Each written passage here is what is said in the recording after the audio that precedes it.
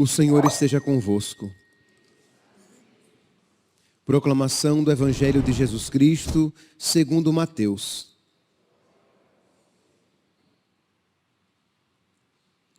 Naquele dia, Jesus saiu de casa e foi sentar-se às margens do mar da Galileia. Uma grande multidão reuniu-se em volta dele. Por isso Jesus entrou numa barca e sentou-se, enquanto a multidão ficava de pé na praia. E disse-lhes muitas coisas em parábolas. O semeador saiu para semear. Enquanto semeava, algumas sementes caíram à beira do caminho, e os pássaros vieram e as comeram. Outras sementes caíram em terreno pedregoso, onde não havia muita terra. As sementes logo brotaram, porque a terra não era profunda, mas quando o sol apareceu, as plantas ficaram queimadas e secaram, porque não tinham raiz. Outras sementes caíram no meio dos espinhos. Os espinhos cresceram e sufocaram as plantas. As outras sementes, porém, caíram em terra boa e produziram à base de 100, de 60 e de 30 frutos por semente. Quem tem ouvidos, ouça. Palavra da salvação.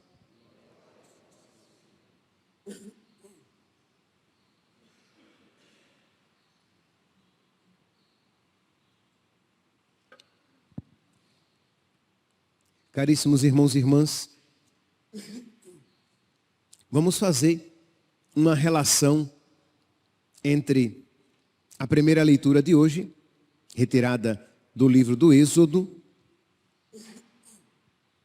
e o Evangelho, que é a parábola do semeador. Pois bem, no livro do Êxodo, nós vemos o povo que tinha acabado de sair do Egito, e vira as graças que Deus tinha realizado. Isto é, Deus abriu, quer dizer, Deus enviou todas aquelas pragas para libertar o seu povo. Deus envia o anjo exterminador e que poupa os judeus, porque estavam com as casas marcadas com o sangue do cordeiro.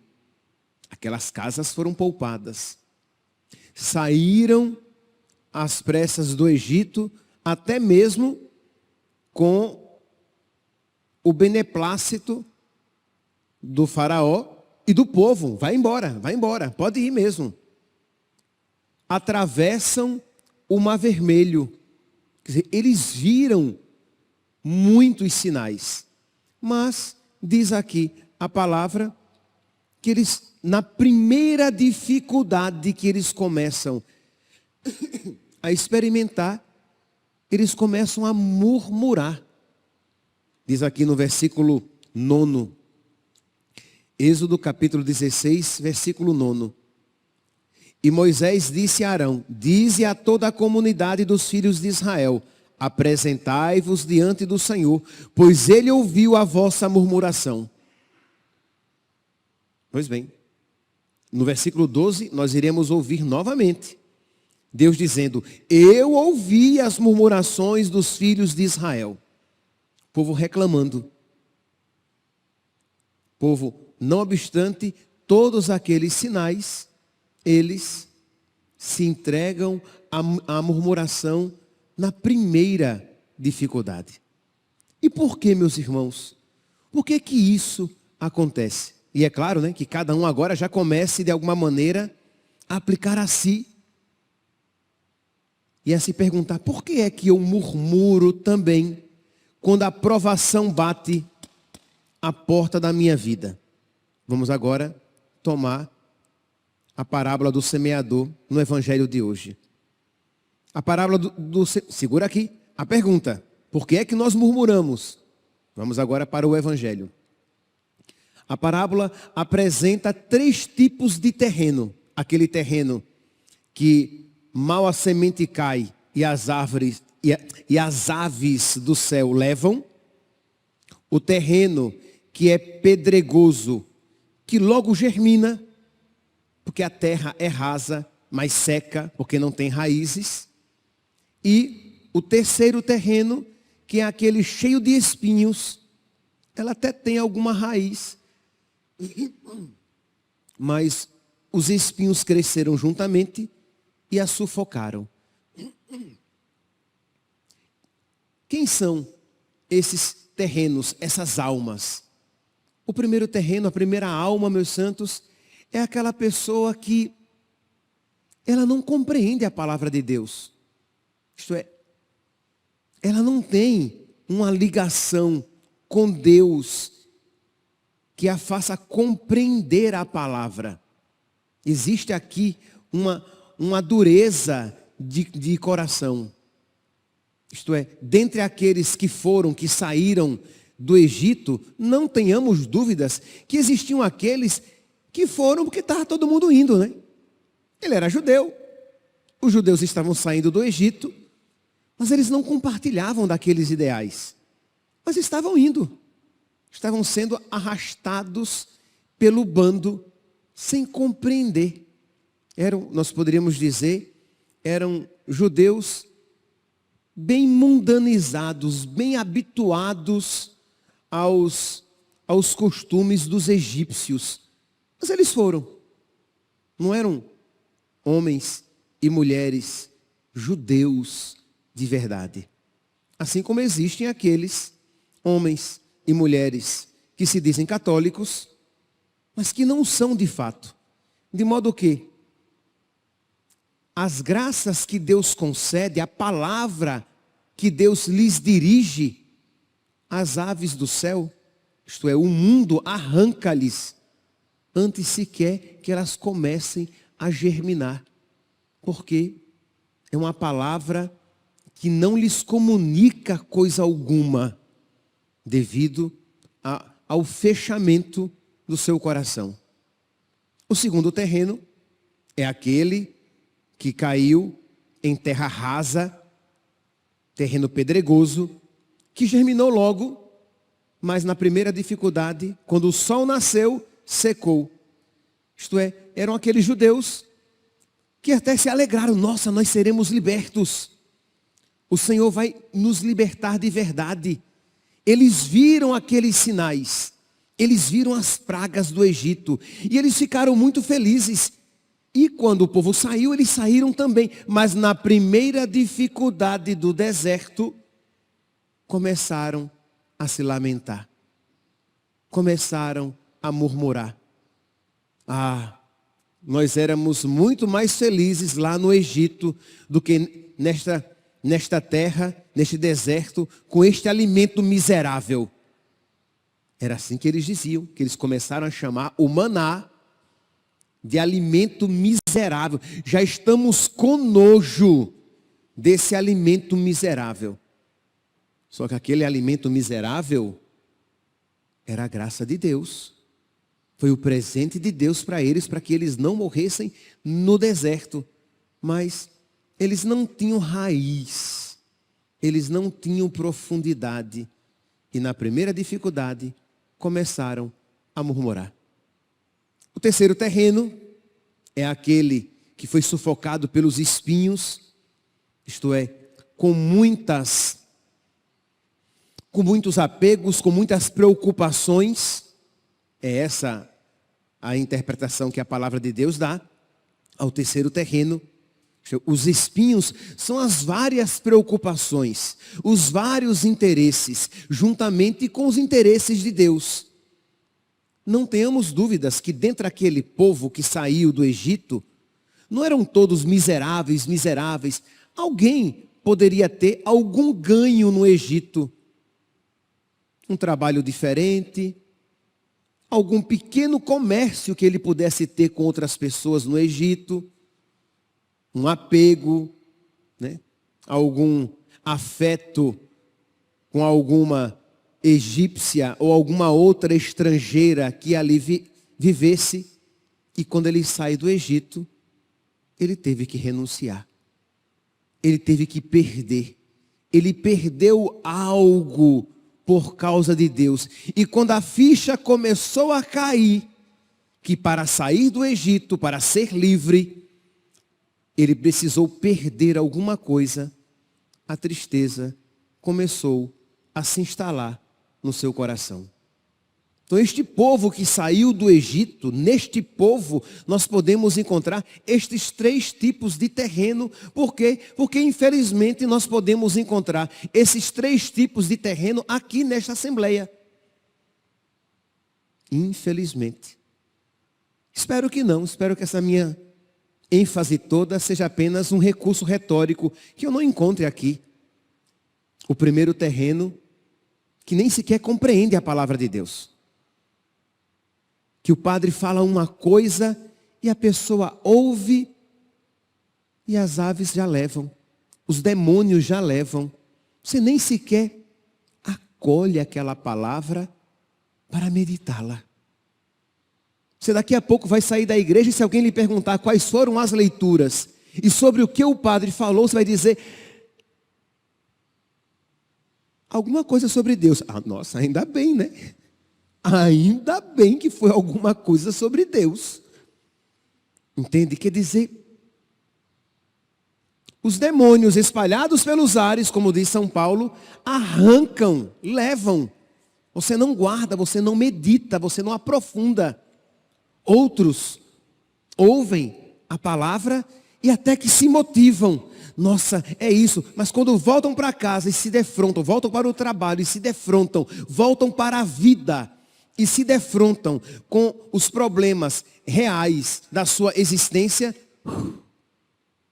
esquece Deus, esquece espiritualidade, esquece catolicismo, esquece bons propósitos, você já volta à carne, a um mundo agindo daquela maneira antiga e velha, tão desagradável a Deus.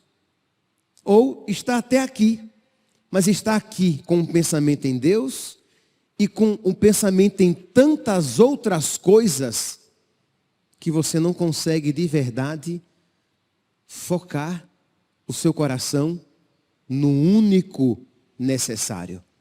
São muitos interesses. Você até quer ser de Deus, mas você tem tantas outras coisas e tantas outras preocupações que o impedem de fazer uma verdadeira oração.